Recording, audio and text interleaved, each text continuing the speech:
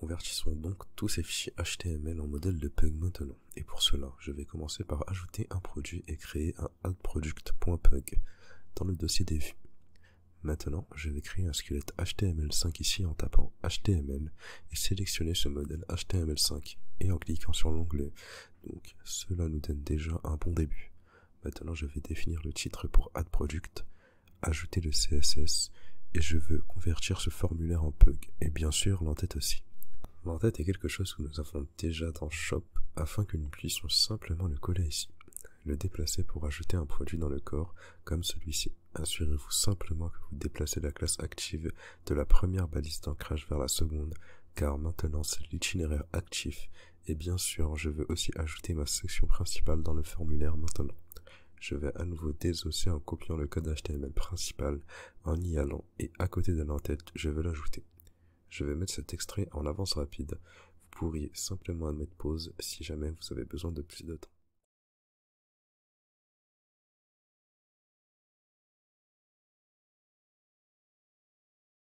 Je voulais spécifier que l'ID peut être rendu séparément avec un hashtag devant, en utilisant à nouveau son sélecteur CSS, quelque chose que vous avez déjà pour la classe. C'est aussi le sélecteur CSS pour cette classe. Pug utilise ces sélecteurs, alors maintenant vous avez hashtag title.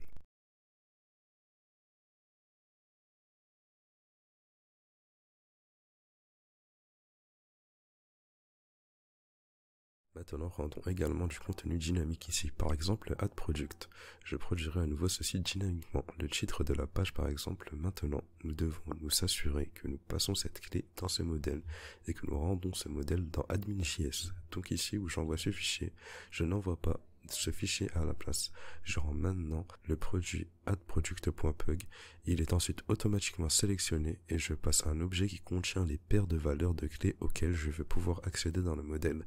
Et là, j'ai obtenu ma clé de titre de page. Avec cela, si nous rechargeons, le serveur est redémarré en raison de nos changements côté serveur. Maintenant, cela semble fonctionner. Travaillons maintenant sur la page 404. Pour cela, je vais ajouter un 404.pug ici et je vais à nouveau créer un squelette HTML5 normal où je dirai page introuvable et je vais directement copier le fichier CSS principal.